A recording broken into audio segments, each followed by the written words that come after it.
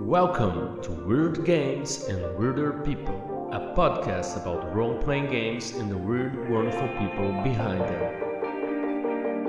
Hello, wonderful weirdos. This is Diogo Nogueira, and today's guest on Weird Games and Weirder People is Pawel Klimczak, or something else I don't know how to pronounce. I'm so sorry, Pawel. He is the creator of Slav Borg, the post-Soviet semi-fantasy RPG. He's also a journalist and a musician. We talked about so many interesting things. But before I get into that, please subscribe to the show wherever you're listening to this podcast. Leave us a review, tell us what you think about the show, what you like, what you don't like, and support us sharing it with your friends, with your gaming group, with your neighbors, in a convention, any place you like. And if you have any coins left from your last adventure, look at the show notes to know how you can pay us a coffee at ko-fi.com/WGNWP, or buy one of my games or buy any other game on Drive-Thru-RPG using the link we provide in the show notes to support the show and keep this thing going. And getting back to talk about Pawel, we talked about his story, how he left journalism, how he studied literary criticism, how his career in music, everything led to this career he now has making games, how he joined his wife who made art and graphic design, and they created Slav Borg. We talked about the history of Slav Borg, the importance of the culture in Poland. We talked about his favorite games, artists that influence him, music. We talked about how he has this love and hate relationship with cars and how that influenced so much Slav Borg. We talked about socialism. We talked about many things that interest us. It was a very interesting chat, so I hope you like it as much as I did. So let's get weird with Pawel Klimczak. Hello, Pawel. Welcome to Weird Games and Weirder People. It's great to have you here. How are you, my friend? Hello. Yeah, I'm okay. It's it's been quite a process to get this podcast started. We had some problems with time zones and with internet scammers, but now we're on. Yeah. We had to reschedule, but yeah, we are here and we're gonna do it right, Yeah. So, Paul, for the wonderful weirdos out there who might not know who you are and what is that you do, can you tell us a little bit just that, like who you are, what is that you do, and if you can share just a small weird detail about yourself, maybe the way you do coffee or the way you always do your hair or anything like this? Well, I've been a journalist for like 18 years. Now I'm not that much anymore. And I'm also a musician, and now I'm designing tabletop games, beginning with Slav Borg, and we have some few other things down the line, but that's my job for foreseeable future, I guess. Yeah. And one weird thing about me, I don't drink coffee, but I drink energy drinks. I don't think that's weird when it comes to tabletop games or games in general. I think there's a lot of people. That depends. Yeah.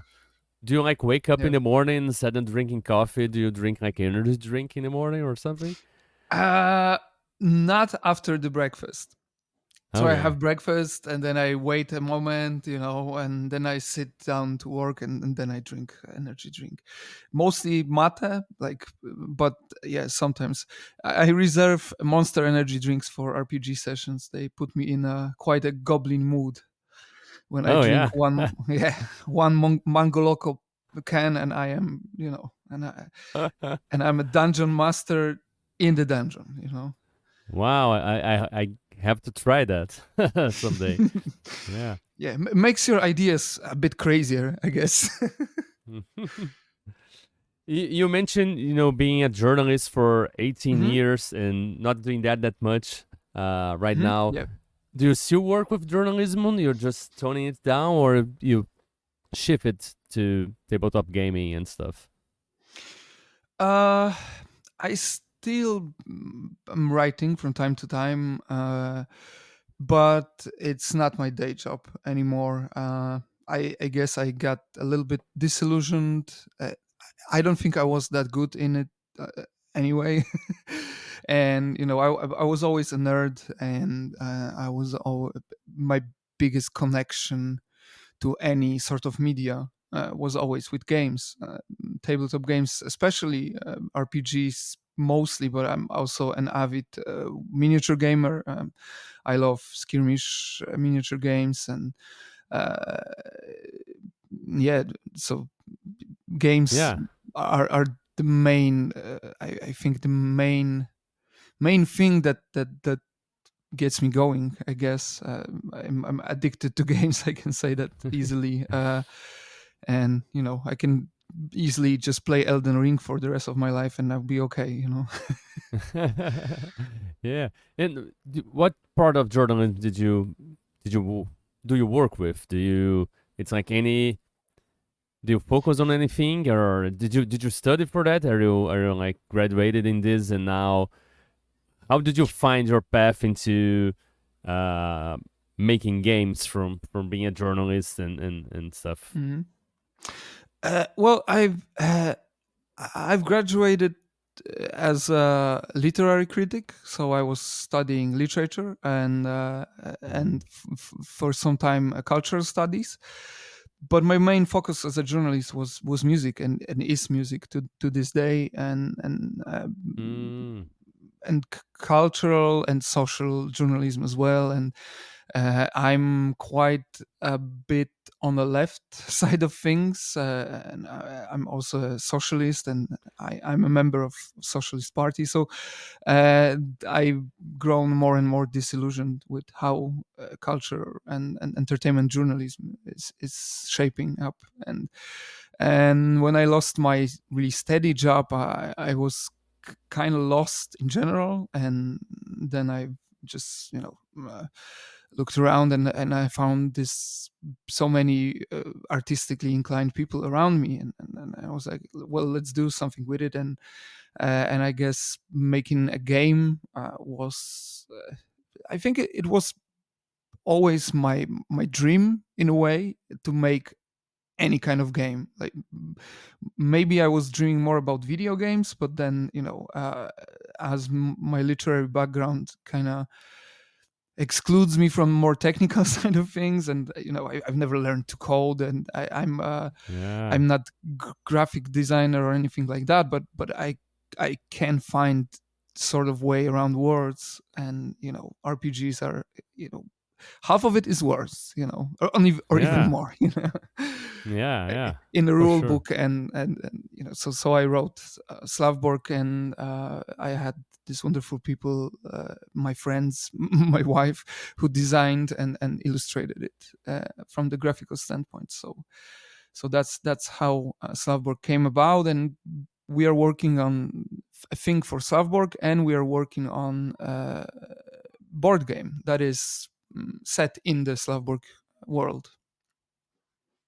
Wow, that's very cool. And I see some connections, the journalism about music, culture, social, the socialist part.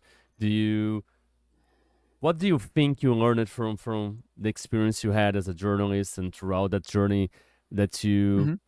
applied in Slav Borg and made it what it is? Uh, Maybe an eye for details, for characters. I guess the most important part of journalism is being aware. Is being observant, is being attuned to the world around you, and being a storyteller. I guess the best journalism is. Uh, it's based on truth, of course, but it has to be a story. It has to be some sort of narrative piece that grips you, because you can write about the most important thing in the world, but if this is some boring, really dry writing, then this won't resonate with people as much as you want. So when writing games, or just being a dungeon master or game master in general, I I think I can explore this part of journalism, of being a storyteller, creating characters, and sometimes being inspired by characters from the real world. For example, a lot of most important NPCs in Slav Borg are based on real life people that matter in the small world of Polish, German, Czech borderlands that I'm coming from. And there is a guy who is basically a prince. He's a multimillionaire, and he has deep rooted connections with like communist special forces and stuff like that. So there's a lot of really inspiring things around me that I can channel to the games and to the stories that they convene. And I was worried that maybe it is a little more niche, this world that we crafted for Slavborg, but people have some ideas about Slav goblins, and everyone interpret it in the way they wanted. And I guess that's the beauty of the games as well. Yeah, and I think there is some kind of special way of something being universal by being so specific, that you also can help but connect to it. That's why some movies go really into specific of being from this city, and they go all the way to picking very specific aspects of their culture. And can you tell a little bit more about Slav Borg for the wonderful readers out there? Like, how weird would you say Slav Borg is compared to other, Mörk Borgs are already pretty weird by itself, but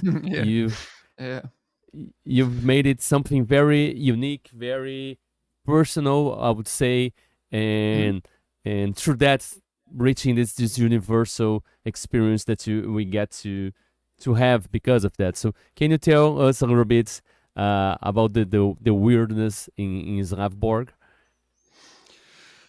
Yeah, well, I guess people, and I don't blame them. In general, they don't know history of Poland, and many people here don't have. It's not taught in our schools, yeah. Yeah, and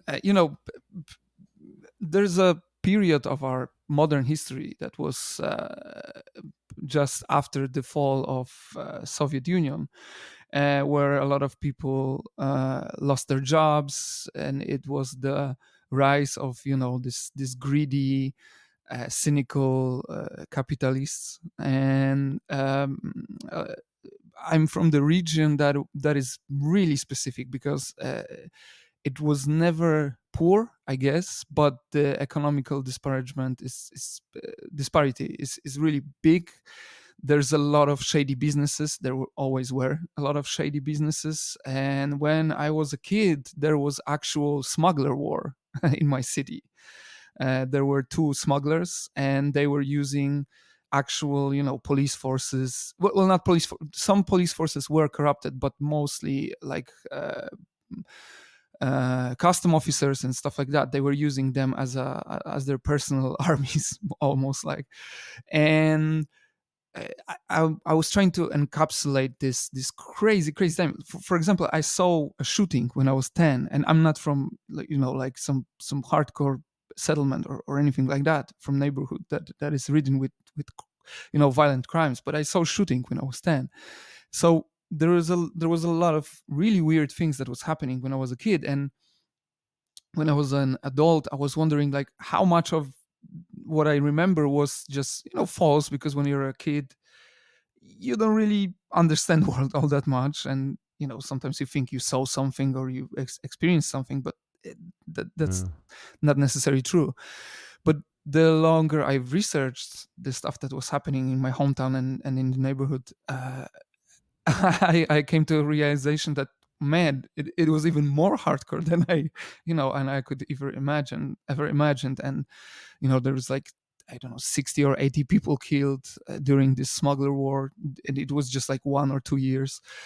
There's a lot of shady businesses between custom officers, between Polish state and smugglers and some bandits, and a lot of really really weird stuff that going on with currencies. We have now it's not that big problem, but during the 90s, you have this special people, we call them cinkciarz or coiners in English, that their sole purpose was to operate these different currencies and sell them to the people. And the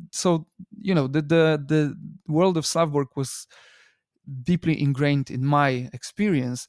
But there's other stuff that I wanted to explore. For example, I am really fascinated by combining fantasy elements with modern or science fiction stuff. Mm-hmm. And there's not a lot of that. You have Shadowrun, obviously, that's best example of that, but there's not a lot of that. So I was thinking that, well, maybe if we mix up this weird bandit country from the 90s with goblins and magic and orcs, maybe this will come out as something refreshing. And I think at some level we achieved that. And not to mention just the idea of goblins in tracksuits. Just this is a great image, when you see a goblin that looks like Gopnik, with tracksuit and everything.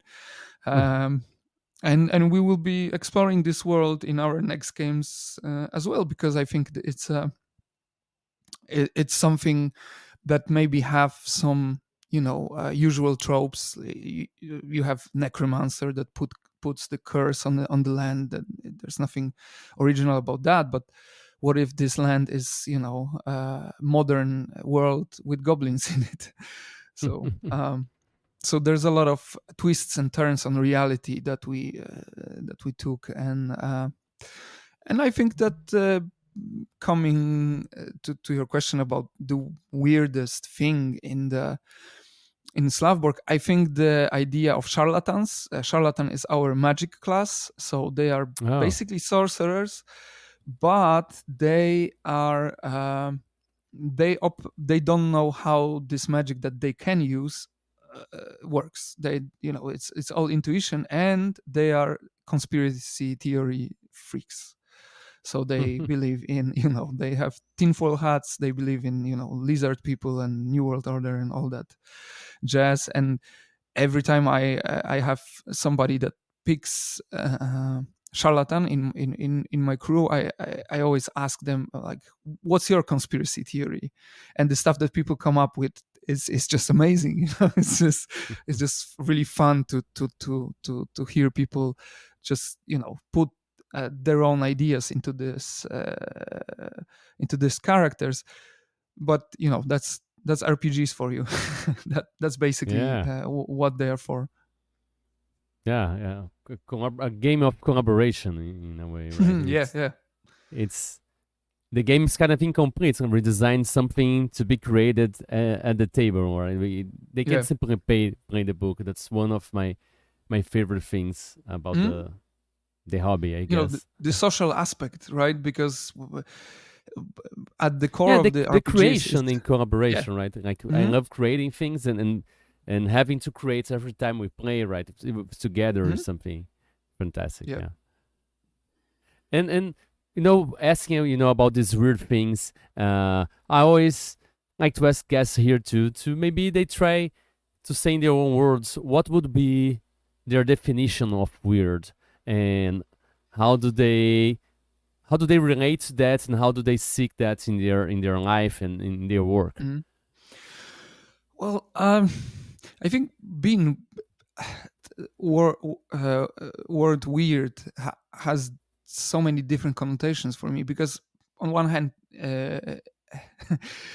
I always felt that I'm a bit weird because I'm always an outsider in many aspects.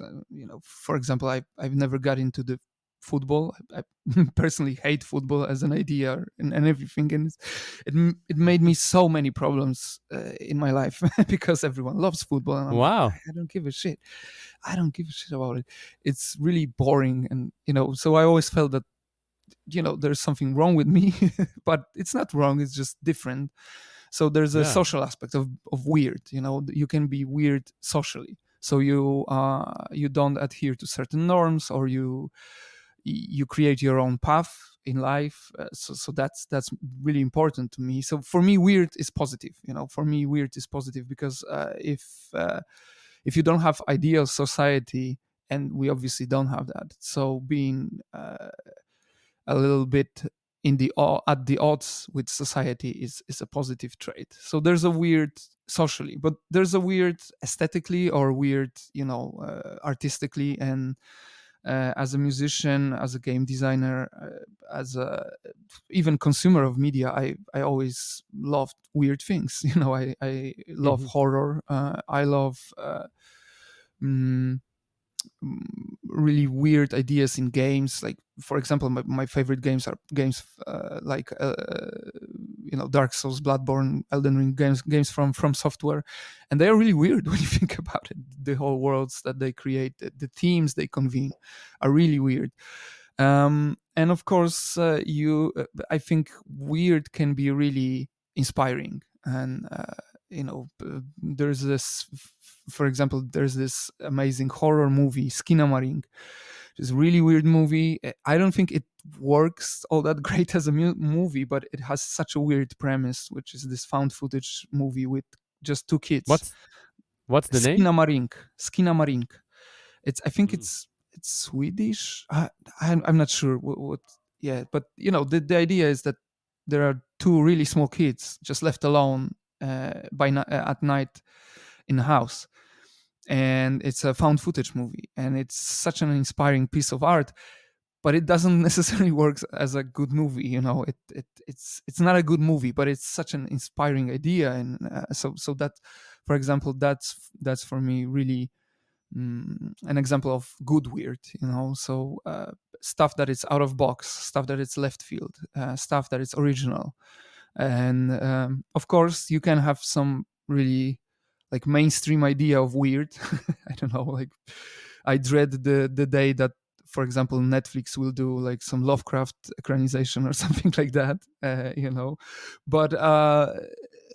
But yeah, weird for me is really important category, I think. And because if you want to change anything, and if you're looking for something different, then it has to be weird. And if you're not adhering to, for example, social norms, or you don't like mainstream aesthetics or something like that, you got to be weird. There's no other way around it. Yeah. And as a musician, I was always drawn to weird things as well. One of my favorite musicians is Sanra, who was quite a eccentric. Sanra. He's a jazz musician. He was a jazz musician from United States, and he was one of the first musicians to use synthesizers, for example. And he had this whole really weird philosophy and really experimental music on top of that. And and when somebody makes a weird music, I was always, I can be interested in that.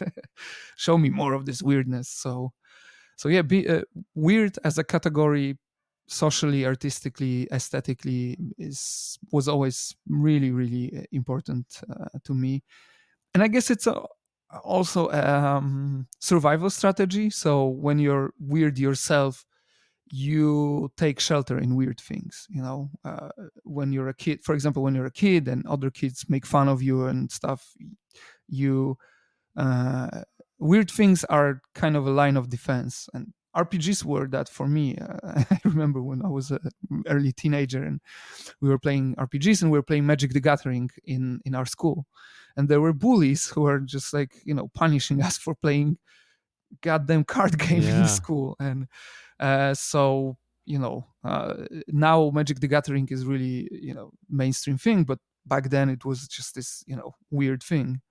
And we were these weird kids who were just doing weird things. So yeah, it's just fitting that I am on your podcast that takes this weird category and makes it its theme. So it's only Yeah. natural, I guess.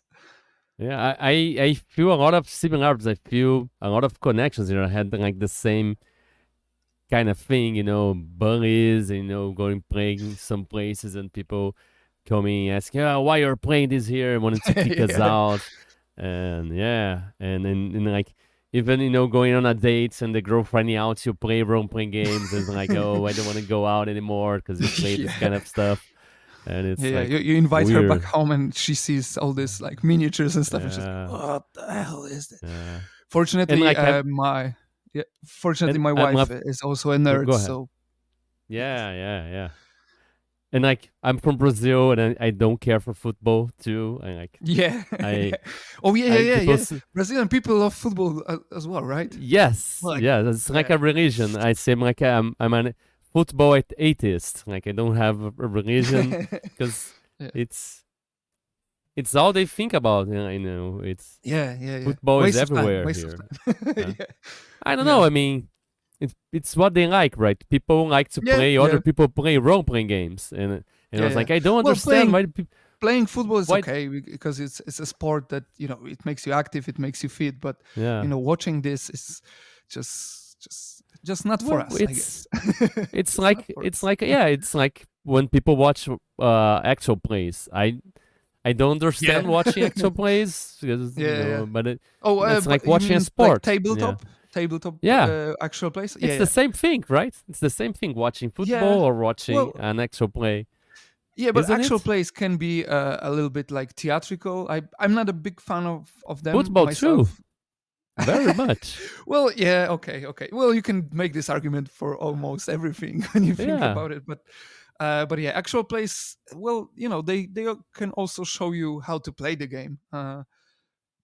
I remember when I first got Mörk Borg, and it's really hard to get into this rule book, and yeah.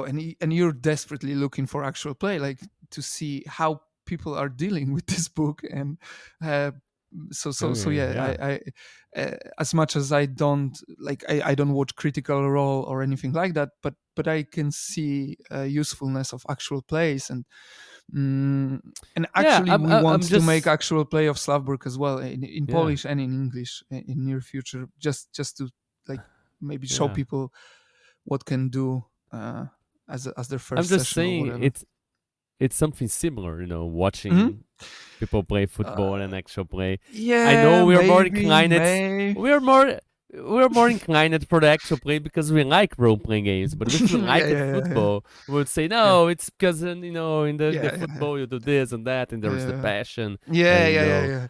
Yeah, they're yeah, saying there's strategy in it, and I'm like, man, yeah. And there's drama because there are history between the clubs and history between the players, and yeah, there's all this yeah, thing yeah. too. I, But I I rather prefer the drama between like BattleTech factions or whatever.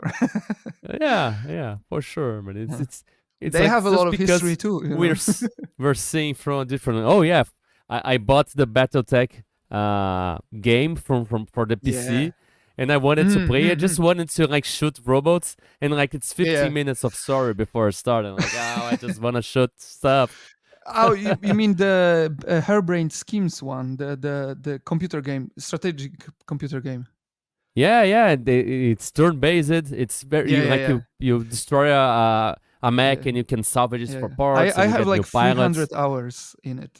Wow. Yeah. Yeah, but BattleTech is my favorite tabletop game Oh of yeah. all time, I guess. Yeah. It's amazing. I actually last Saturday there was an event at my local game store, and we were playing this classic one, with hexagonal maps and everything. And the rules hasn't changed for like 40 years or something, or just changed a little Yeah. bit.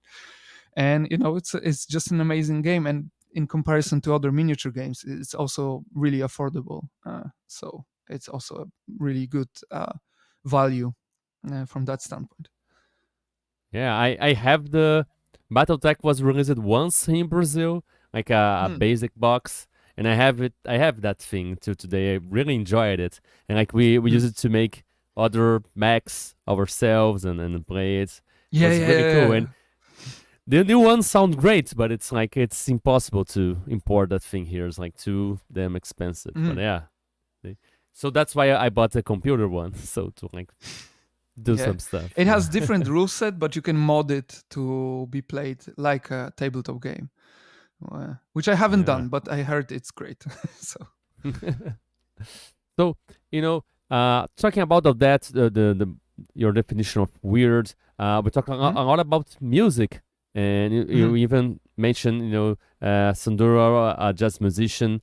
You're inspired too, but we haven't talked much about your work with music. And mm. what do you play? Do you have a band? Do people can find your music out there or Yeah, no? well, I had a band. Well, it's in hiatus, I guess. It was more like a duo.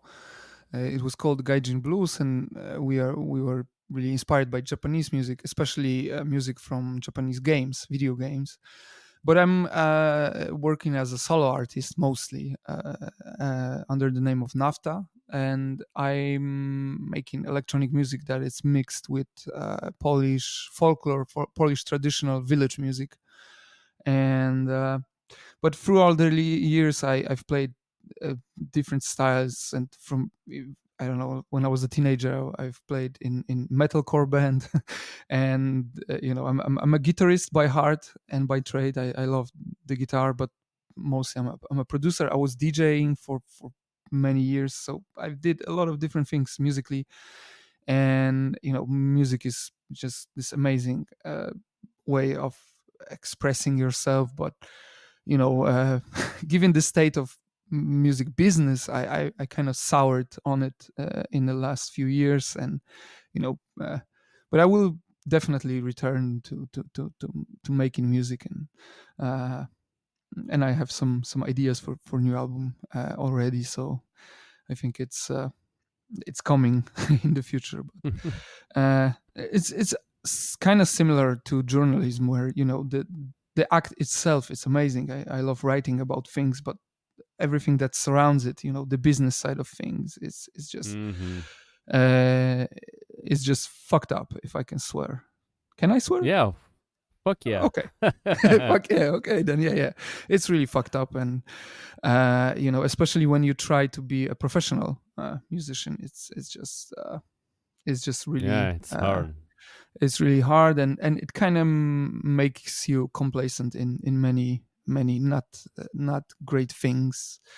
And you can you can judging from the fact that I'm a socialist, you can think what what drives me crazy in music business. And the commercial side of Oh thing yeah. is the commercial side of things is just not that great.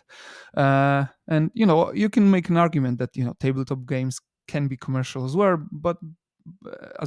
But I think it's for me now, I'm in this honeymoon phase. And definitely just the fact that you have a product that people will buy and appreciate makes it different Yeah. from music, because of the streaming, music lost its You do monetary value. control your product Yeah. in the streaming, Yeah, right? yeah, It's yeah, not yeah, it's not yours, kind yeah, of in a yeah. weird way.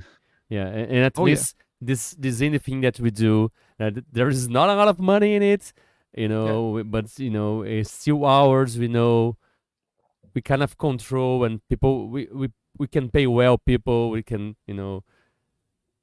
have some dignity, even though maybe you're not earning as much. We're not Hmm. or Yeah. yeah. I Yeah, but totally there's understand that. Yeah. yeah, the thing you said about dignity, it's crucial. It's crucial. It's really crucial, because when you give people Yeah. something for free, and it's unfortunate because I'm a big fan of free stuff. It's getting people Yeah. things for free is great. But people, at least in this capitalist world, they don't respect it at the end of the day. So when journalism switched from paid content to free content in on the internet, people lost its respect for that. When music switched from something that you have to pay for to something that you basically get for free, because Spotify for like, I don't know, like $3 or $4 a month for all the music in the world, it's basically free. People don't respect it. And but in tabletop games, they can be expensive, but RPGs are relatively affordable when it comes to price of rule books.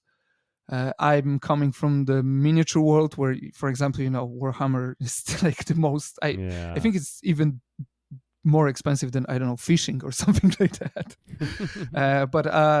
But happily, I've divorced my toxic spouse, Games Workshop, a few years ago, and I don't play Games Workshop games anymore. There's a lot of much better games.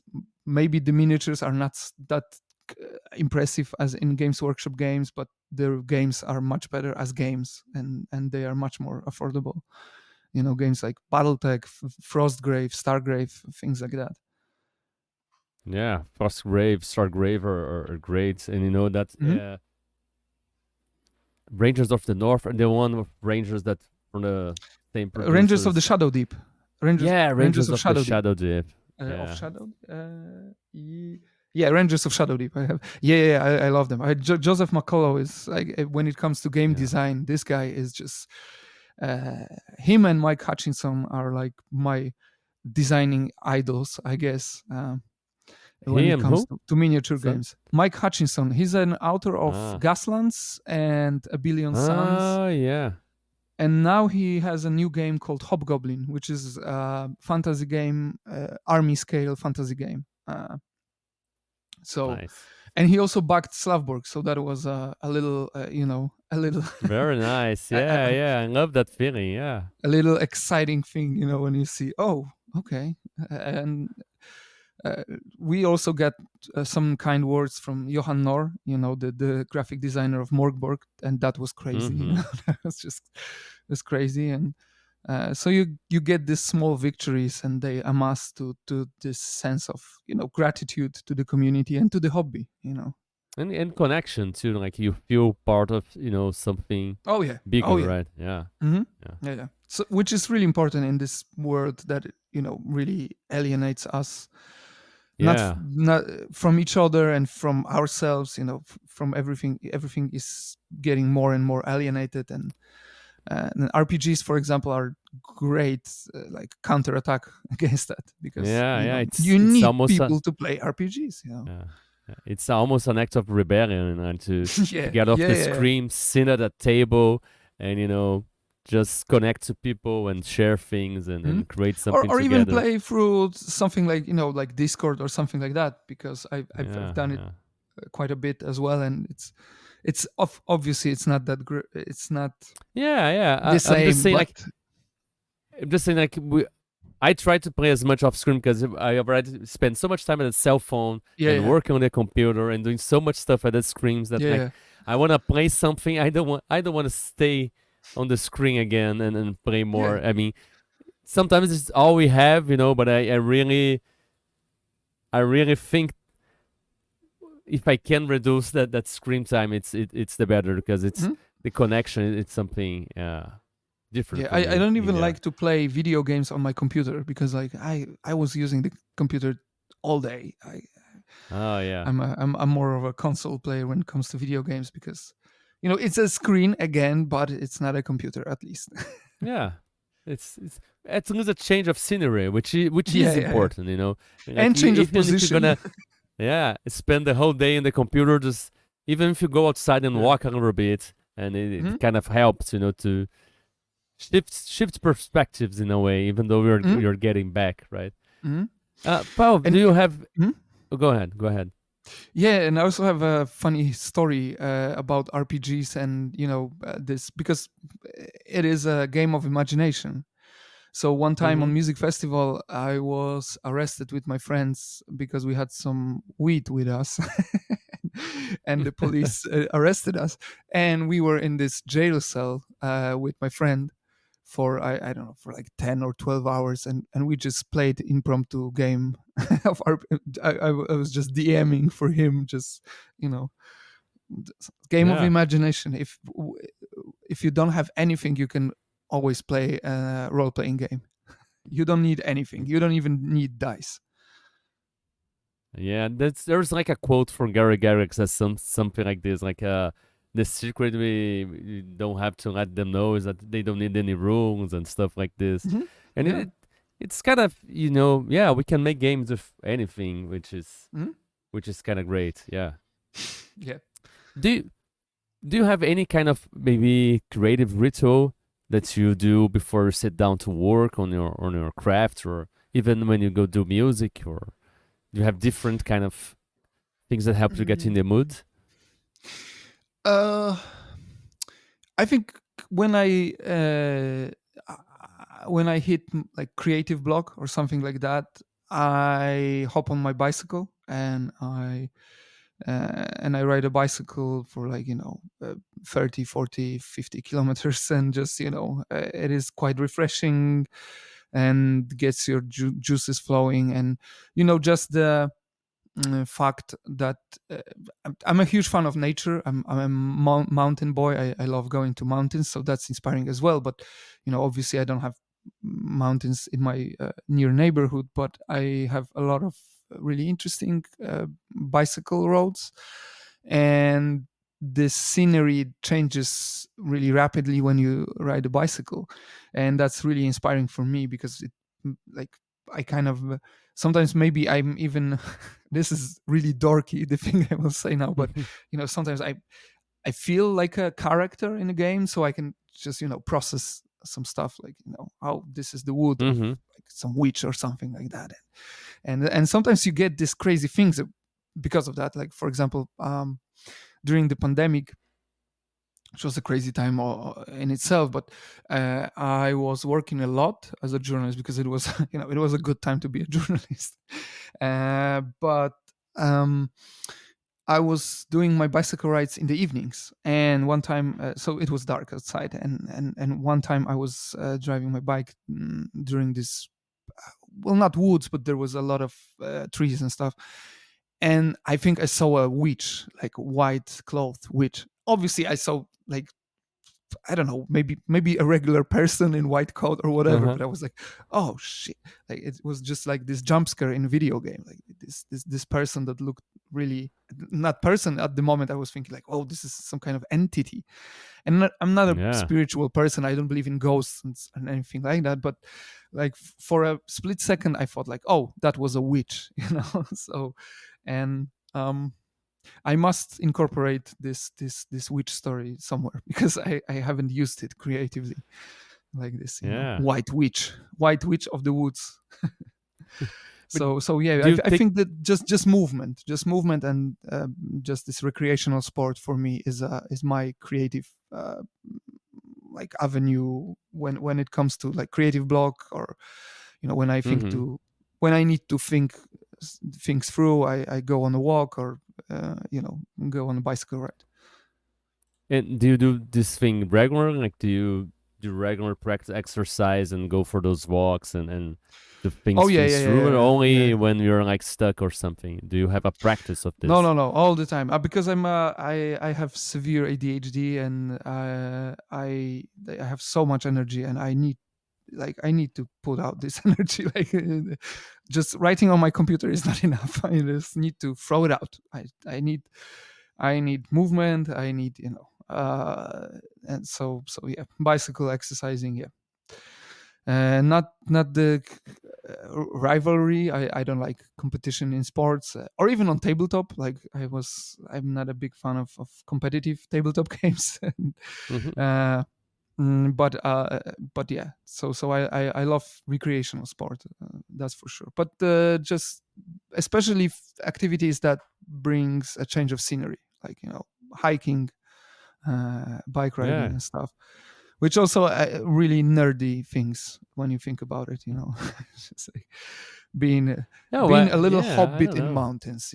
So that's my jam, and That's because of very my parents, I outdoorsy, guess. and Yeah. nerdies are not that outdoors in it. You're saying because of uh your parents would go out that much, or no? yeah. They were not nerdy. They still have problems to understand what I'm actually doing in my life right now.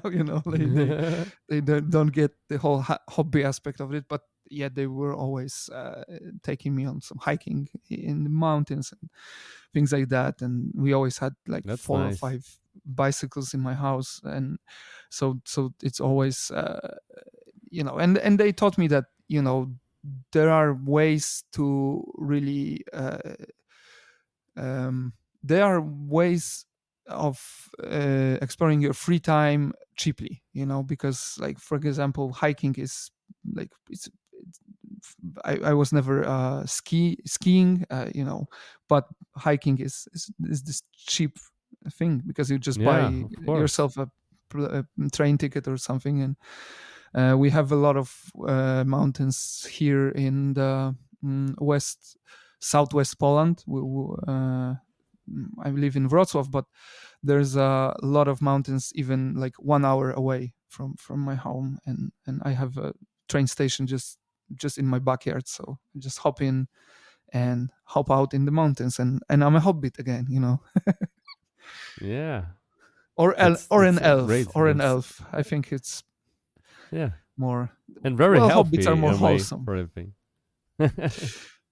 Yeah, yeah. Well, to be fully healthy, you need a healthy diet, and that's the that's the Well, tough it's a part. start. That's a Yeah, start. I mean, everything yeah, that's yeah, worth being done perfectly, it's worth being done half-assed too. It's better than yeah, yeah. nothing. At least you're doing something. Yeah, Yeah, yeah, yeah, yeah. yeah. That's I love this bit that a comedian says, like, no, I don't exercise to live more. I don't want to live now. I exercise to have an extra meal a day. Yeah, well, that's a little bit depressing way to look at it, Yeah, but well, yeah, it's yeah, a joke. It's a joke. It's a joke. yeah, But yeah, I yeah. mean, it's And like, yeah. and I mean, the black humor is also a great way to go through life, right?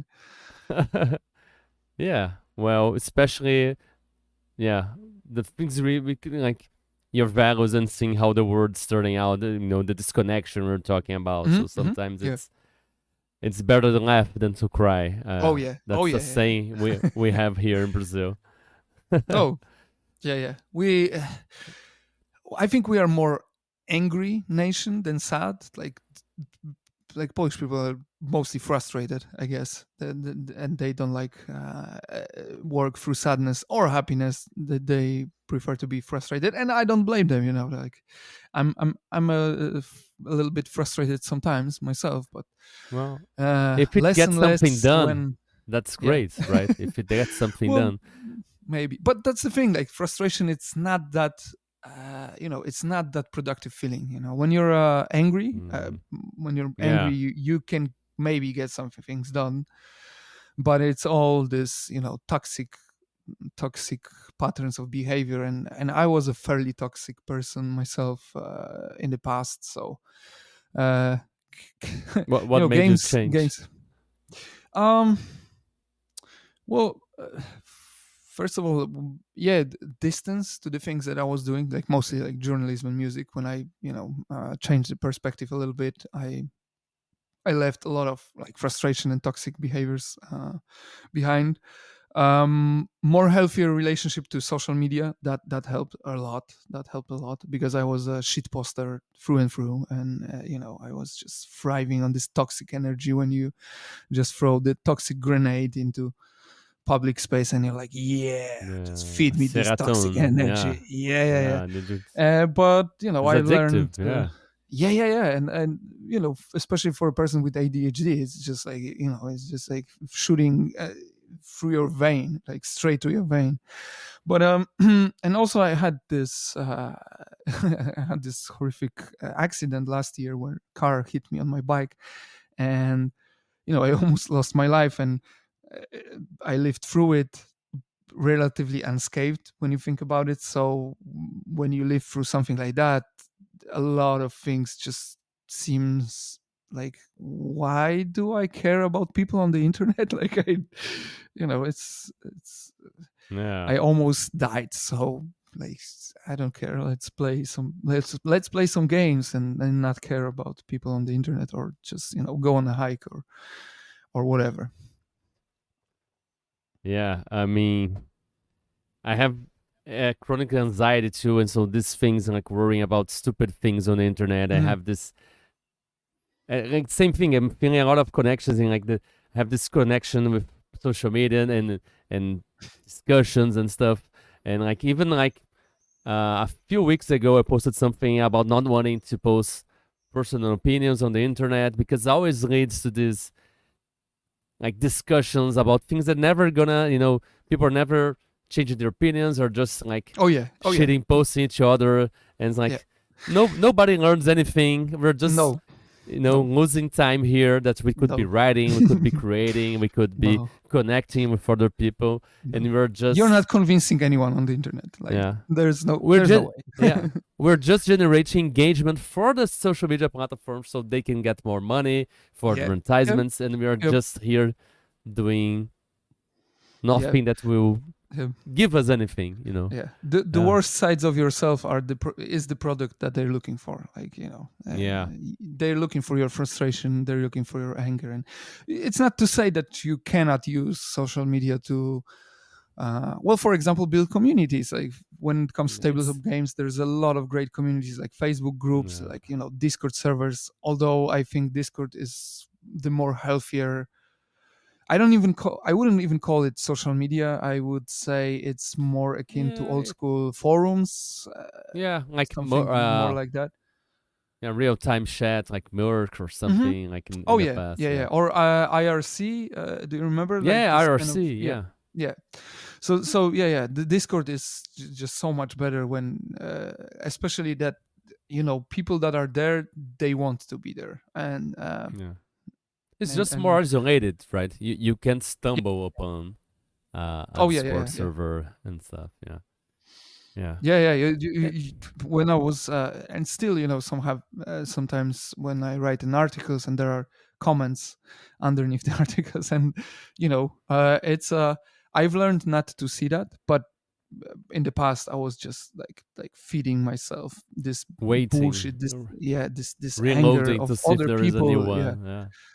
And now it's just like, oh, somebody on our Discord server is talking about putting trucks in Slav Borg, and that's great. Like Yeah. that's so much better than whatever futile discussion you can have on Facebook or whatever. Well, I think what kind of helped me to like distance myself from this kind of stuff was reading like Still Like an Artist, and they talk about how in museums, like the works of art, they don't have like a piece of paper on the side so people to comment what they think about Yeah. it doesn't matter, Oh, so it's like that would be just amazing. We have like famous painting and like a book of comments underneath it. yeah, Yeah. would be terrible, would be horrible. That's why it isn't there, and Well, that's why it will be still we- better than social media, because you would have to go back there to see other people's comments. yeah. So you will have Yeah. to put some work into it. But on the internet, you don't have to put any work into it. It just happens. It is Yes. there for you to see, to participate, or just participate, because it's not a real know. participation. It was just a way for me to disengage from this and not worry about commentary and stuff. Like it's Yeah. if it wasn't a museum, we wouldn't be having this conversation. So Yeah. I don't care. Yeah. Yeah. Well, on the other hand, you have things like Instagram, which is really great for hobby stuff, especially when it comes to like miniatures and stuff like that. So that's a good way to use social media. But then again, you have algorithms, and that's the other side of it. You have to be very conscious, I think, very intentional with the way you use social and media. They don't teach us that in school. Yeah. So be sure you are using it and not being used by it. That's like the big thing. Pawel, do you identify any kind of advantage or strength that you think you have or might have acquired that you put to use in your work when you do your art, write your music? And can you tell us a little bit about it? Advantage? What do you mean? Maybe some skill, something you have. I'm really good with Oh, Maybe okay. deadlines. I'm really good with, I don't know, poetic writing. I don't know, Oh, something like yeah, this. yeah. You feel you have Um, I think good that at I making have a random tables. I don't know. I have good imagination. I think that I have really I I like some of my ideas, I guess, and um, I have ideas that can. I think that that can be advantages. And when you look at Slav Borg rulebook, you will see dioramas that are obviously, they are then reworked as a graphic. But I am a pretty decent crafter, I guess. I really love crafting terrains and making kit bashing miniatures. And when you look at the Slavborg rulebook, there's a lot of, well, I don't know if there's a lot, but for example, every location is it was a crafted diorama before it was a graphic. So I'm a Wow. decent crafter, and um, I have some decent ideas, I guess. So imagination, I would say, that is my forte. And way around the words, because obviously I studied language and literature, and then I've worked with words every day for 18 years. So I like to think that it left something in me. Otherwise it was otherwise it will be a little bit depressing, like 18 years and you have nothing. Wow, You you cannot do think even you write. know, right? Yeah, you know, right? Do you feel like the evolution from something when you started writing and you pick it up work that you did back then, you see now? Do you see any kind of evolution? I bet you do, right? So you're saying, Hmm. Oh, yeah, yeah, evolution. Yeah, yeah, yeah. But obviously, there's a, even improvement. Yeah, if you are, yeah, yeah, even if you are like the dumbest person alive, if you're doing something every day, you will get somewhat decent at it, because talent is such a nebulous, mysterious word. I don't even know what talent means, because it's just this thing that is on at the intersection of so many other things. yeah, Your social status, your economic status, your upbringing, the quality of your education, the quality of your surroundings. So that's talent. But if you're doing something even for, like, for example, like 15-20 minutes a day, for example, if you're practicing on your instrument just for a few minutes a day, yeah. eventually you will get decent at it. Maybe you won't be the next, I don't know, like Eddie Van Halen or anything like that, or Miles Davis or whatever, but you will be a decent instrumentalist. And it's that with everything, and as a game designer, I'm still at the beginning of this journey, but I still feel, I already feel that the stuff that I'm working on now is better quality than the stuff that is in Slavborg. So um, especially that That's great. the bulk of Slavborg, well, I don't I don't know how much of it, but um, some part of Slavborg was created when I was just laying in my bed after my accident for a few months, and I Mm, was really fucked in the head, because the thing that people don't realize all that much, I think, it's not the physical part of the accident, it's the psychological part. And the post-traumatic stress disorder, it really fucks you up. And the last the last thing on your mind is just creating tables for goblins. It's just because wow, yeah, you're stuck in this like traumatic loop.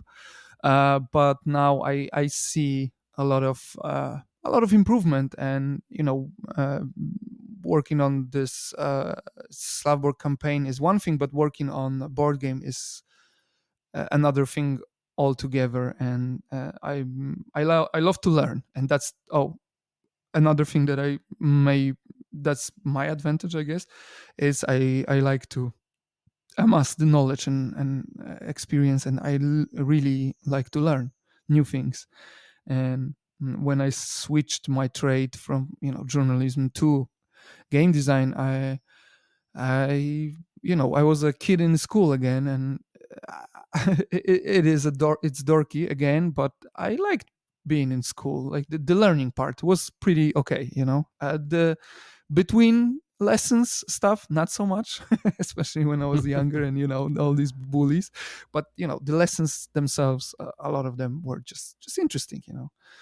Um, that's why I chose the literary studies, because my my education was really really thorough, because it was not only literature, it was philosophy, it was anthropology, it was sociology, it was just all humanities, this really extensive course. And I'm Which is great for a game designer, to be honest. Oh yeah. It's Yeah, fantastic. yeah.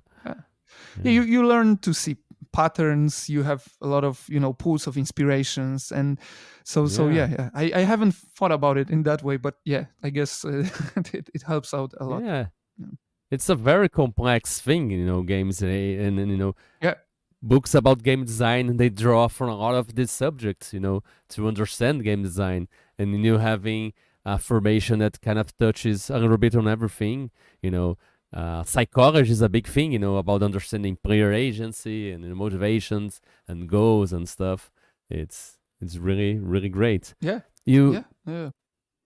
you mentioned an accent, and you wrote Mörk Borg.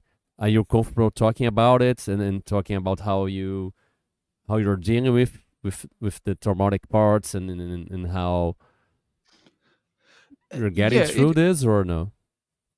Yeah, it was almost a year ago. So I had psychological assistance from day one, so that was a big help. And people think that you can. Well, I don't think that games helped me all that much. Maybe I don't know. Maybe games like the new Zelda was pretty helpful, because when you're just laying down and you can explore all this world, it's quite a bit helpful. But it's mostly behind me. I still have a little bit flashbacks, and I guess I'm more aware when I'm on the street, especially when I'm crossing the street. I have this a little bit of fear in me. But I'm already back on my bicycle, and new bicycle, because the old one was smashed in the accident. Wow. But yeah, and it's quite ironic, because I don't have a driver's license, and I got hit by a car, but I'm designing games that are focused mostly on cars. So that's a really ironic part, and maybe that's the part of working through it. But our board game will be a racing game as well, so that's cars again. Nice. And the stuff with cars in Poland is just bonkers. Like people driving like crazy, people using cars in a way that it's just nonsensical. And even if we have some decent public transport, they still choose cars over it. So that's maybe it's the that's why I'm mythology of the focused. car, right? Again, it's this image, this mythology of the car. Being independent and being a machine, and being yeah. And I think I like to explore this idea in our games, kind of like not ridicule it, but kind of show it in a grotesque way. Like in Slav Borg, you have all these orcs and goblins that are just obsessed with driving. There's nothing in their life like driving, and it is dangerous to them, but they do it anyway. And it's so and I was to be fair, I was a car hater before my accident, so it's not like accident change anything. If it's just so yeah. But cars as I always loved racing games, especially video games. I think rock and roll racing. Do you like rock and roll racing? Like the old rock and roll racing. Rock and roll racing. Oh, I don't it's know. A node. Okay. Wow, it's like my favorite racing game of all time, and it's like I want to make a board game inspired by it. It's I think it was a Super Nintendo, Super NES Whoa! racing game. Yeah, It looks really great. Yeah, it is and a Super Nintendo game. It looks kind of like yeah, Micro Machines a little bit. yeah. More. I think they made an because the game uses real rock and roll music like Oh. they used real music on the game, so I think they had to stop selling it after a while, and they make Oh, a okay. Because of very racing. similar game with the same kind of engine, but it didn't have aliens and all this rock and roll and all this very very punky, edgy kind of Yeah, yeah. I aesthetic see it a lot of had. Slav Borg in it. I see a green guy. Yes, yes, Yeah, yeah. yeah. That's Oh, what I thank you. thought. That's great. I will test it out on some emulation or something like that. Yeah, but stuff like this or like Carmageddon, Yeah. obviously not a kid friendly game, but I still played it as a kid because my parents were not maybe that aware of the games I was playing. Yeah. And to be fair, that it wasn't this hyper realistic graphics and anything like that, but still, I wouldn't advise any parent to give their kids Carmageddon, for example. It's not a good game for kids. But Need for Speed, Hot Pursuit, stuff like that. I really GTA, love the. Grand Theft Oh yeah, yeah, Auto. yeah, yeah, yeah. Uh, GTA. We had this ritual with my roommate when we were studying that after we were making music with my other friend, we were sitting down and playing GTA 4 for the most stars that you can have and just fuck around. But yeah. yeah, and just the and also for me the image of cars fighting against each other, it's such an amazing image. Mad Max, stuff like that. And last week I saw Furiosa in the cinema. It was just this amazing experience where you have this like half an hour scene of motorbikes and cars laying siege to the truck, and it's just like this. It is just Slav Yeah. Borg in a nutshell. Exciting. Yeah. Yeah, yeah, it Yeah. is. It is exciting. Fast and Furious, dumb movies, dumb as a bag of bricks, but really, when you think about it, like this um, coordination between cars, like for example, that's crazy. You cannot do that on computer. Like it's not CGI. It's just this Wow. visceral, physical cinema, and that's why we wanted to put this racing component in the forefront of Slav Borg, and now we are expanding on this idea with our new game, which will be fully just racing with the Nice. models of these crazy cars. And so I can hate cars in the real world, but I kind of love them in the fictional world. Yeah, yeah. It would be like dragons, if we could have Oh yeah, dragons yeah, out yeah, yeah, there. yeah. Yeah, we would hate Yeah, them. But like yeah, they're of cool in course, the of game, course. you know? Yeah, yeah, yeah, yeah, yeah, yeah, yeah, Yeah. yeah. It's Eh, it's in Shadowrun, the one computer, the Berlin one. I don't remember.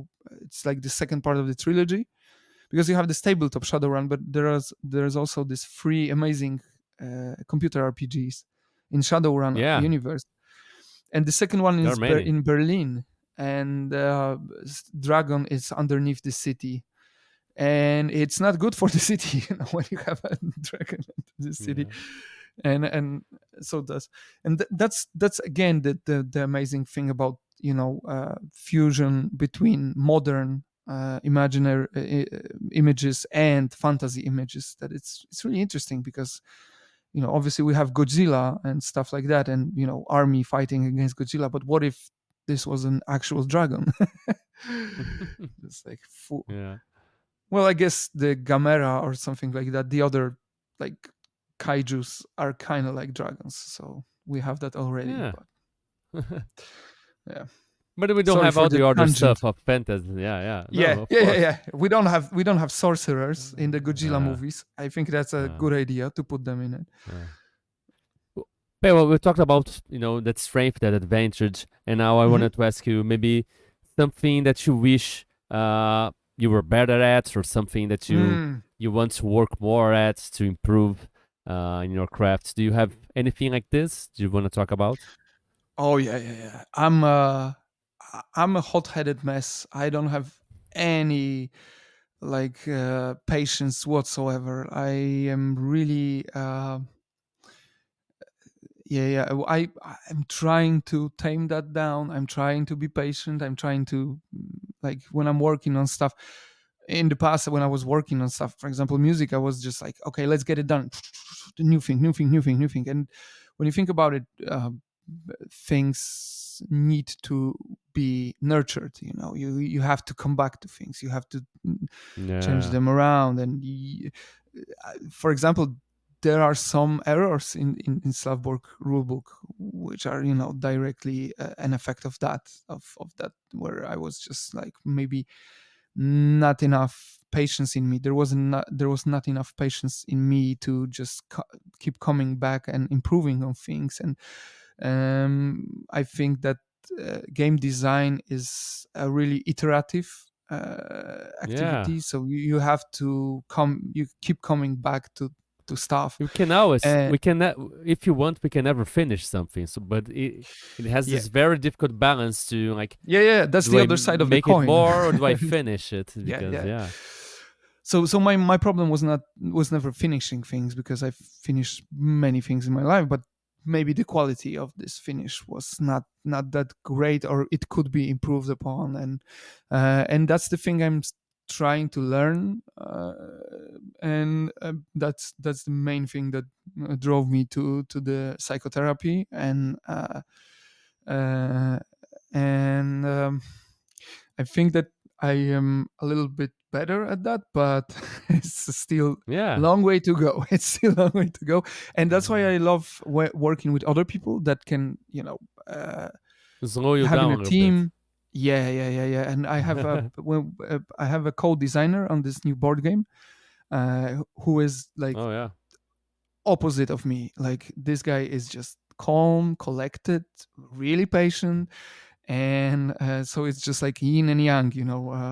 I am this fire and he is this ice, and it's working quite nicely. And obviously there are yeah, some amazing. friction. There is some friction. There are some conflicts. And but since we've known each other for, like, I don't know, for 15, 16, maybe even more years. So he knows that I am sometimes, things I say I will regret soon. So there's no point of just stopping at I know them. Like, exactly what you say. Yeah, yeah, yeah. I have a so friend that's that this weekend said to me uh, like he gives me feedback on stuff that every time he says something, the first thing is like, no, the game is like this, you're wrong at something. And like a couple of days after, I go, you know what? I was thinking you were right. I'm gonna yes, try this and yes. that. you know. Oh yeah, there's a lot of situations like that with our game. Like, oh, there's no way. There's no way. This is my line in the sand, and there's no way. And there's like, even not few days, sometimes few days, but usually yeah. just like even like Yeah, a half couple an of hour. hours. Yeah, Yeah, a yeah, couple yeah. of hours. I'm like, you know what?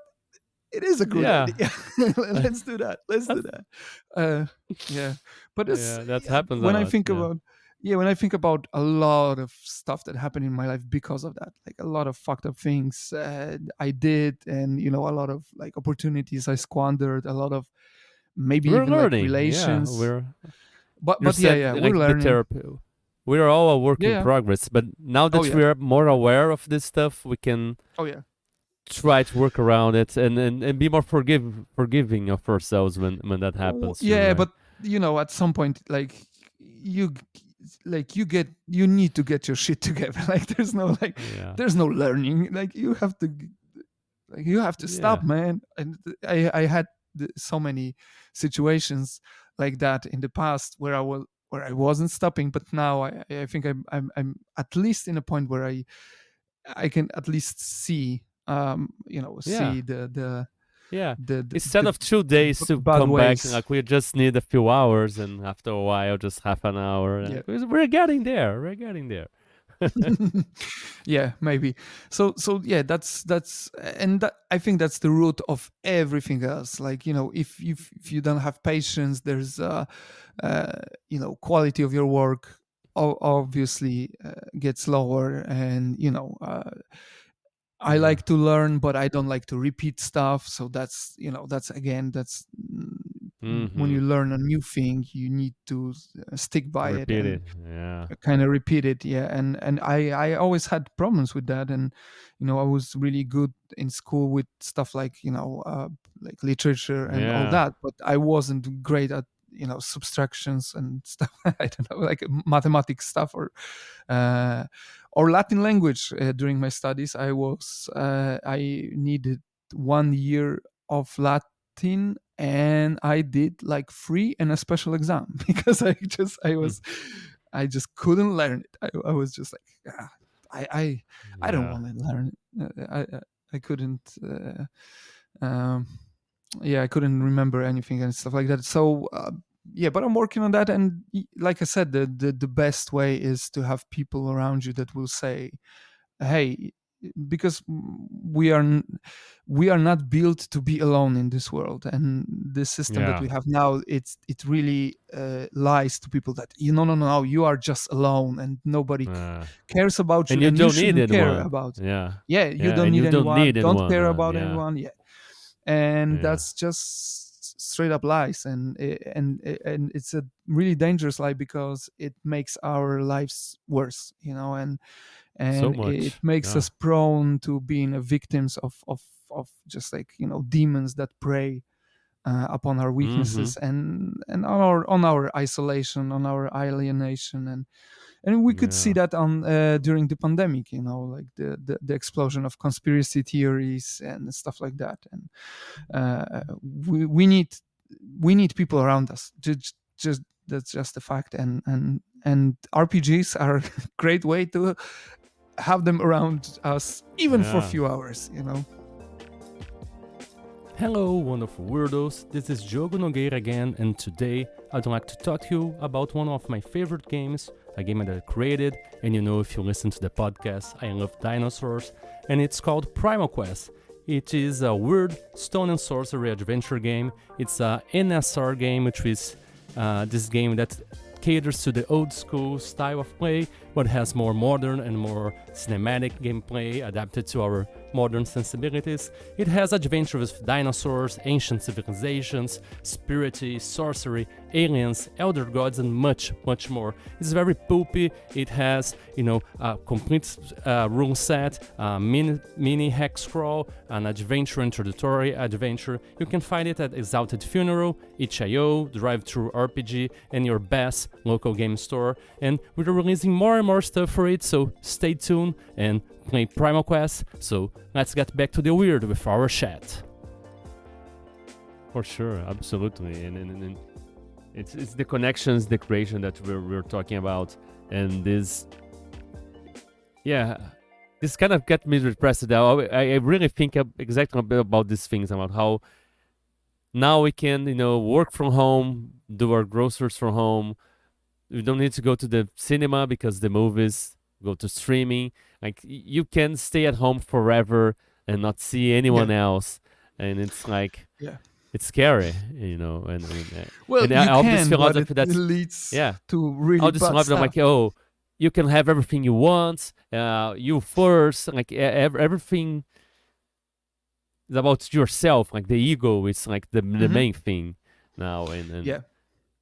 yeah, Yeah. And the shift from the community to the individuality is it leads to so many problems. And especially when it comes to our social fabric. And I no, guess tabletop games are I think I love tabletop games just because of that. And we have this event at our local game store each month, where it's like a RPG event, and people can just sign up for a session. And usually I don't know these people, so it's every month I just DM for for people that I see for the first time in my life. For first And I time. love that experience, like I love that experience to just making a new connection. And maybe we don't agree on anything outside of the game, but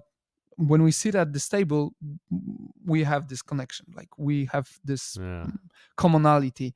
And I guess the other lie is that people are really different from each other. That's not true. We have more in common than Yeah. we think. And tabletop games is this great way to maybe bring out this commonality between people. And it sounds maybe really sappy. It sounds maybe cheesy, really but it's cheesy, true. but I'm a cheesy Yeah, guy, it's true. like Yeah. I'm a simple guy, I love RPGs, thrash metal, and marijuana. I'm just a small town boy, and That's I a love great this. combo. I love being cheesy. Yeah. Yeah. No, we are already about an hour and Yeah. 16 minutes in, and I want to ask you a little bit more about maybe your personal life and experiences. And you already talked about you said you're atheist, right? You don't have a religion or spirituality. Is that right? Well, I didn't say Or I'm an no? atheist, but I Oh am yeah. an atheist. Oh yeah. Okay. Well, I have a deep empathy for religion, for like people believing in things. I have deep empathy for that. I am also deeply interested in institutional religion. I am really interested in story behind Catholic Church, because I was obviously brought up in Catholic Church, and I had some moments in my life where I was trying to connect with my faith, but I couldn't do it for one reason or another. But yeah, I have sympathy and empathy for people who believe in God, and they treat religion as this helpful tool in their lives. So I deeply respect that. But what I don't respect is the institutional side of things. And obviously I don't know how is it with institutional religion in Brazil, but in Poland, Catholic Church for many years had too much power and still has too much power in many areas of our life. And Yeah. that's not great. And so it's but and that's the funny and that's the lucky part of it, because younger people than me, they don't give a shit about the church. My generation kind of has this. Some people Divine, still right? are, they are still in the church because it's something that they are used to. Other people are really anti-clerical. They are hating church and stuff like that. But the younger people, they don't give a shit. And I think it's the Yeah. greatest punishment for the church, because it's not this holy war between atheists and the church. Just younger people, they don't give a shit. They don't. For example, there was a funny situation recently at my neighborhood. There was a procession. I think it was some kind of holiday, and there was a procession with cross and everything, with chanting, with singing, and there were these young people standing, like teenagers, and they were like, "Look, what they said. They said something that it was so not true. They didn't even know what what that procession was. They were like, for them it's like something straight out of fantasy, like people just dressing up. And so for me, this kind of punishment for institutional religion, this disinterestment in it, is quite fitting. So but like I said, I really have deep respect for concept of faith. Maybe people can believe in something other than God, but if it helps you in your day-to-day life, like, go crazy, man. I won't tell you that. Yeah. So they were saying that the order is going on, and it wasn't an order. It wasn't monks. It was just regular people in the procession, and they were like, they didn't even know what that was, and it was just such a funny scene. So we are in our pre-Ireland phase, because Ireland already divorced itself from the Catholic Church, but we are slowly but truly getting there. And it's just the Mm. church's fault, because I think there is a place for a Yeah. church, like you know, for example, church should be anti-capitalist, right? It is just like it is in the Bible, you could say, but But somehow there's it's nothing not. more, yeah, there's Yeah, nothing more somehow it's not. capitalist than Yeah. the Catholic Church. Yeah. Yeah, They and in own Poland they are a lot of stuff. really Yeah. yeah, they are really in Poland, they are married themselves into big business, Yeah. small business, business in general. So that's well, it's on them. If people leaving them in droves, it's all their fault, and nobody will shed a tear in 10, 20 years, you know. uh, Yeah. so But you did mention, people using this as a helpful tool, and I was wondering if you yourself, do you have any helpful tool that you use to deal with the curveballs that life throws at us, moments of difficulty? Do you anything that you oh, brought from the religion you once adhere to, or any kind of philosophy, any kind of uh values or virtues that you use to guide you? oh yeah, I broke my brain when I was in college.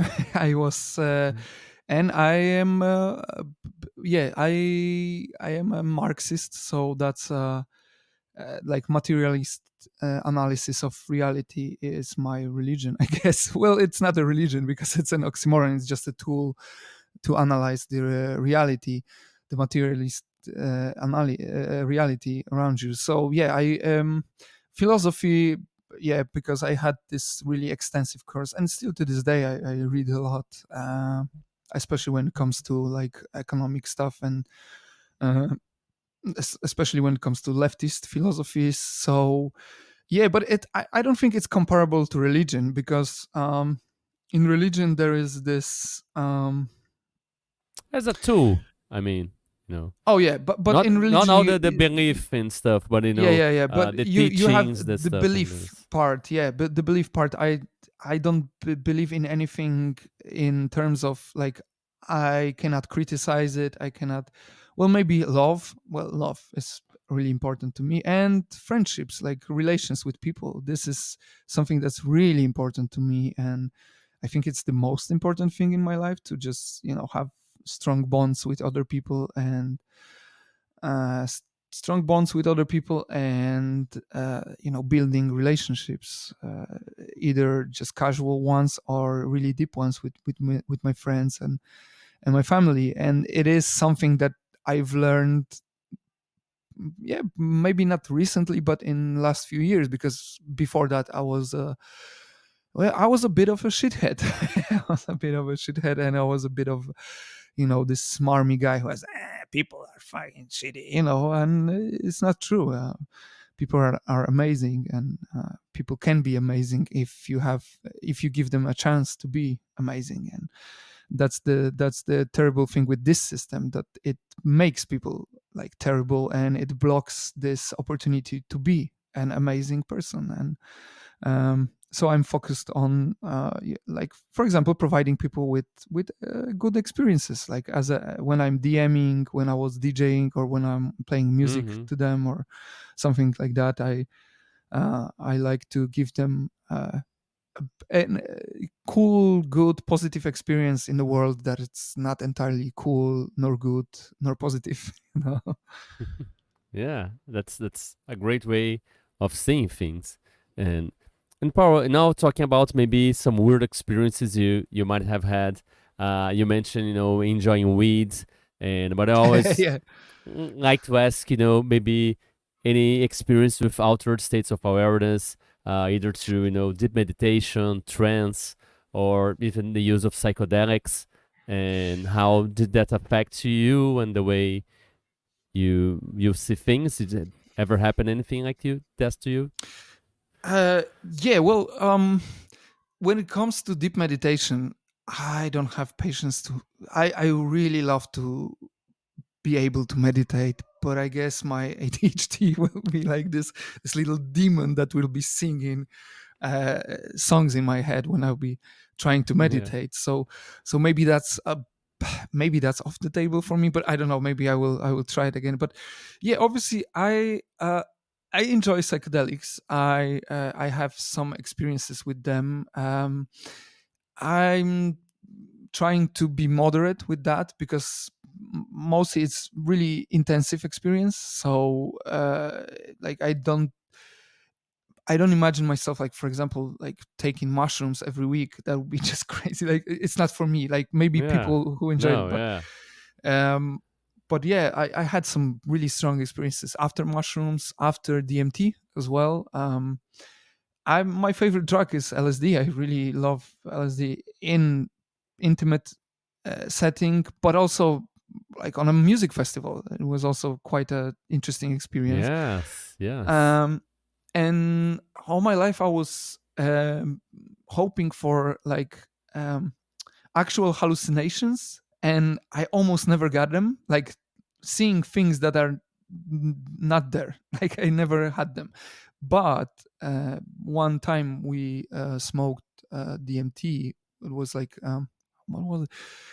Yeah, so it was that, like, I had this experience of just reality crumbling before my before my eyes, and Wow. it was amazing. And Yeah. I don't know if I took much from psychedelic experiences. Um, they have really good effect a few days or even weeks just after you take them. Mm-hmm. I think Yeah. it makes you more connected to yourself Yes. and to the world around you. But at the end of the day, it is just recreational activity for me. Maybe I'm too cynical to kind of tap in to just, like, I don't know, like ego Yeah. death or something like that, because every time I have this little voice in my head that is aware that is just this drug induced experience, that it's not it's not a connection with God or anything like that. But I see, first of all, I see psychedelics really as a way for many people to maybe deal with their trauma. Mm, I see psychedelics Mm-hmm. as a way to maybe better know yourself, because sometimes when you're in this uh, deep state of like this psychedelic journey, you are confronted with some things from your personality, from your experiences, and it can be, it can be really weird, and Intense. it can be Yeah.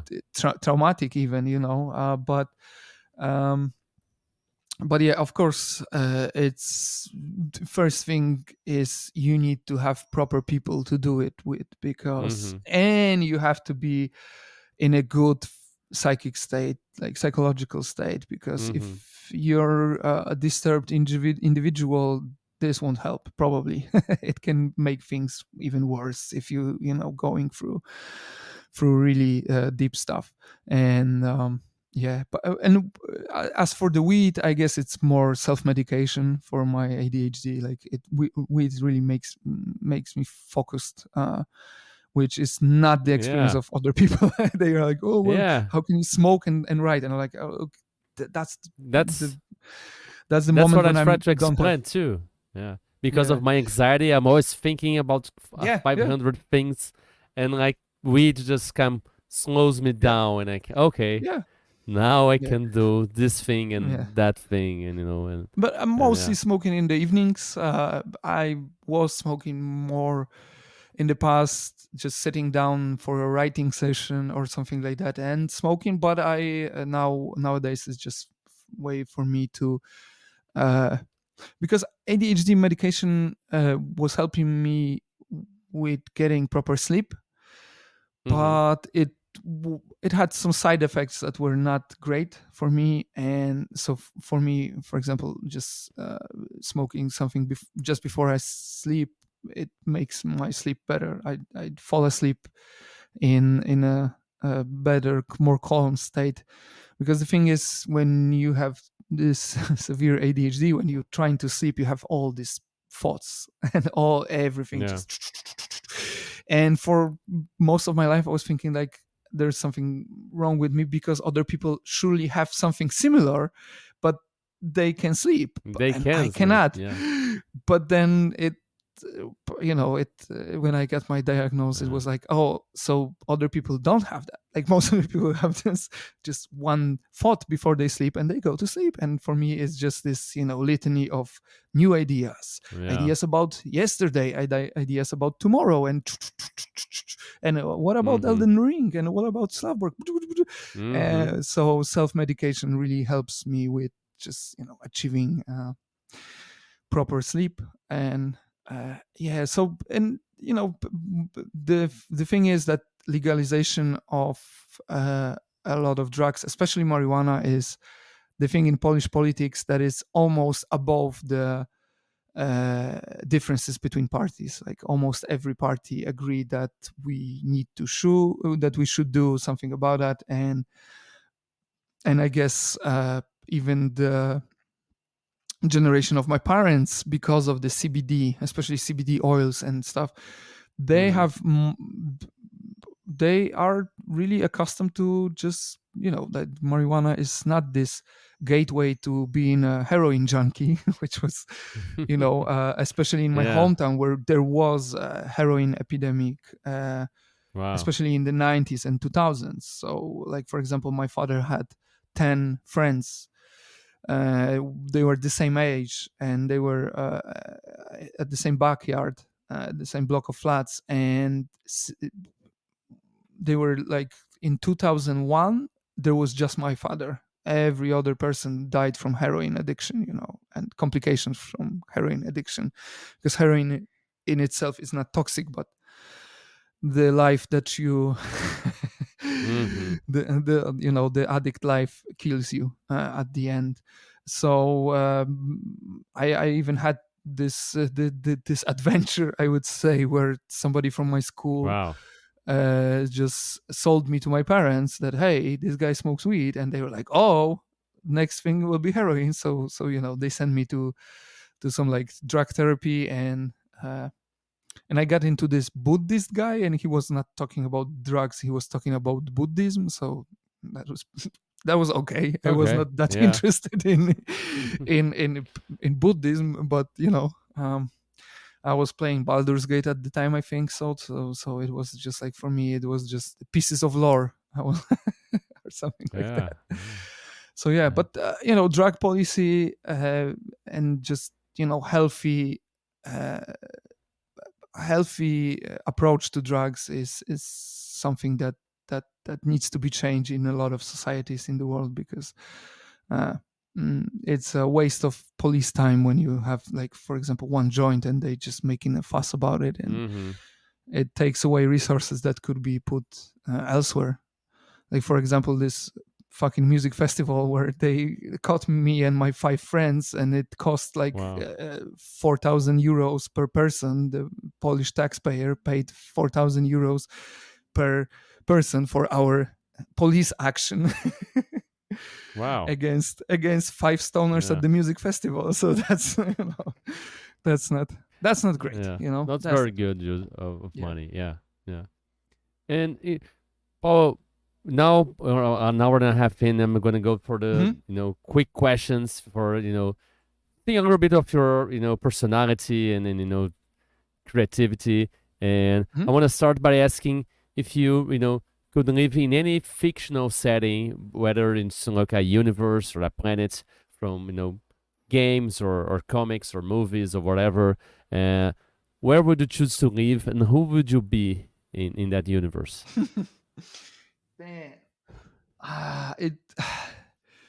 Most of the fictional universes are in many aspects worse than our reality.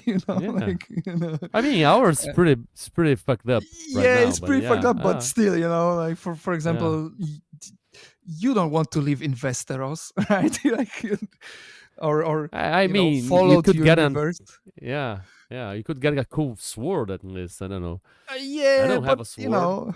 But at the end of the day, you can die from the illness that is totally treatable in the 21st century. But it's maybe something really chilled out, like maybe like Stardew Valley universe, or like Dragon Quest universe. Dragon Quest seems like really chilled out world. Even the monsters look really wholesome in that game, thanks to Akira Toriyama, rest in peace. But maybe something like that, or something like Dragon Ball, where you have this like. Oh no! A lot Dragon of Ball things is are blown to pieces, in Dragon Ball. yeah. No. There's like Dragon Ball is like they're blowing the world away. Planets and stuff. Yeah. That's not a good example. But yeah, Dragon Quest definitely. Dragon Quest seems like a really chilled out place, and like I said, even monsters look chilled out. So it should be something that is much better than our world.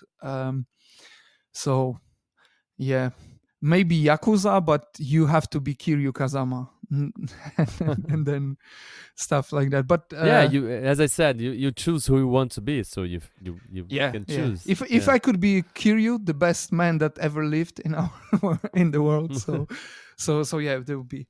But yeah, definitely something chilled out. So maybe Stardew Valley and just being a farmer, and something like great. that.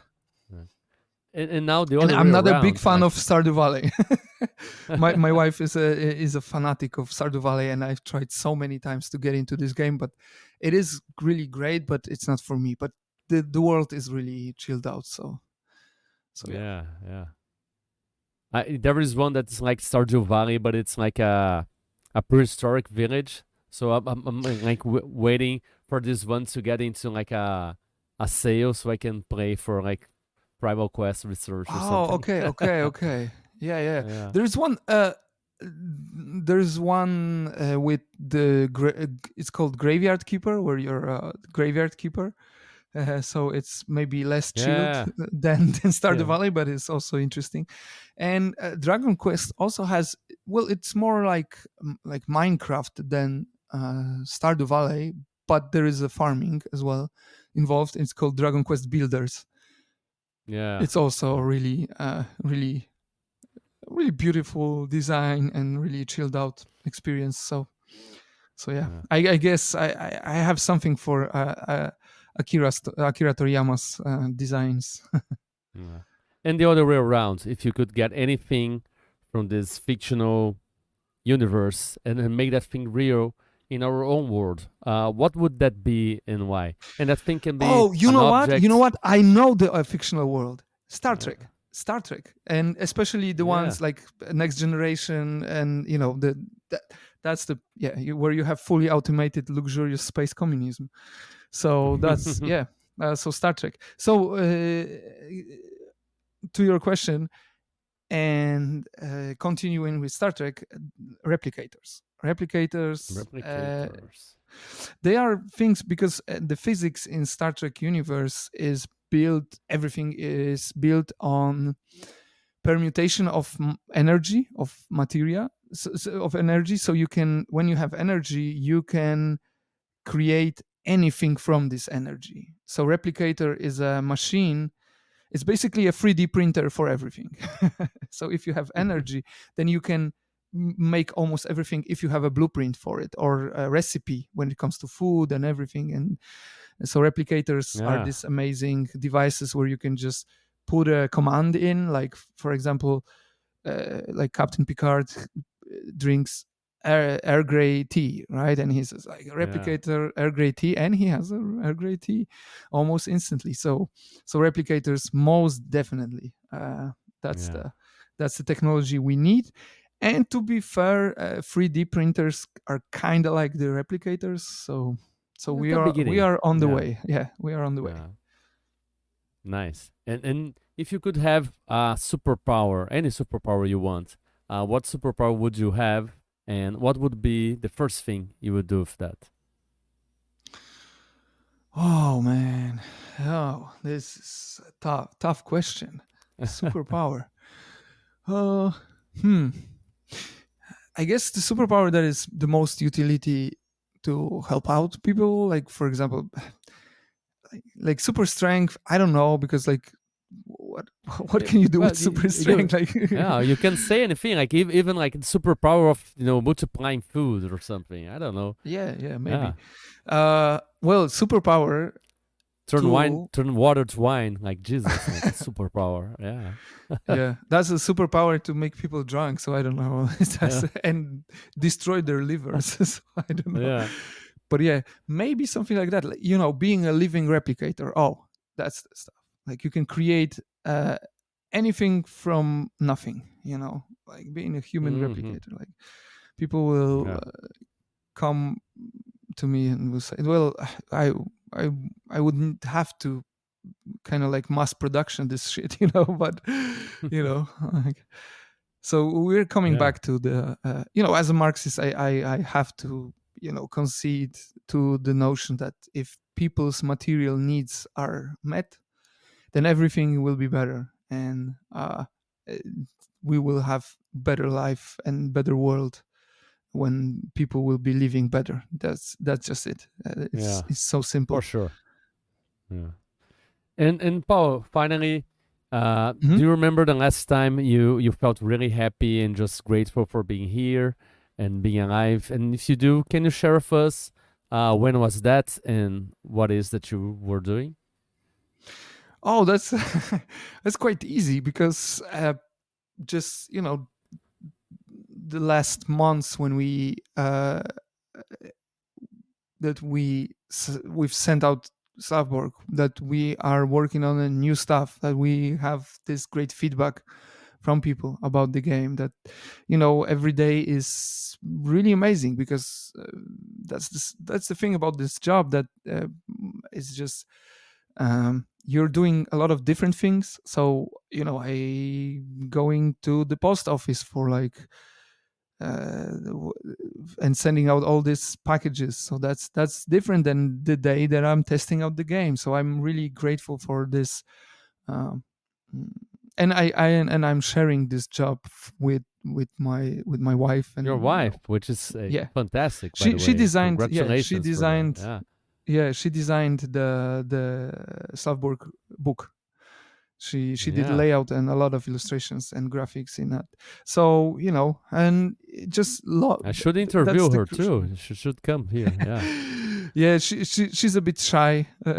She was considering it, but at the end of the day, she said, it's not for me. You're the guy that talks a lot to different people, so you can go. Yeah, but it And would be interesting to yeah, have yeah, the view from the other side too. Yeah. yeah. So that's it. Just this Awesome. l- uh, two things: there's love and satisfaction from the things you're doing in your life. And I'm fully aware that I'm really privileged, that I can do things that gives me satisfaction, and most of the people on this planet have jobs that they don't give them satisfaction. To the contrary, they Yes. they give them Yes. frustration, they give them alienation, they give them feelings of alienation. So I'm really grateful for that. And also being loved and loving other people, that's the also amazing thing.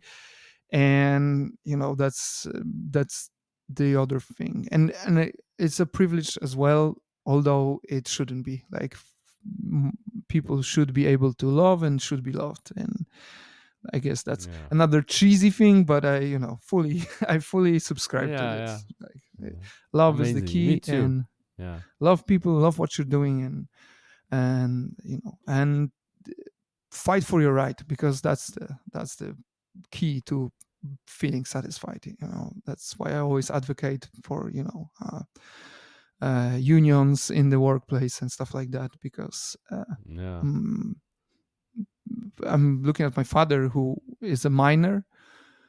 He's a coal miner, and It's all he about had you're saying like the isolation thing. Like they're trying yeah, to isolate us as much because we're gonna be weaker, easier to manipulate, and easier yeah, to yeah, yeah.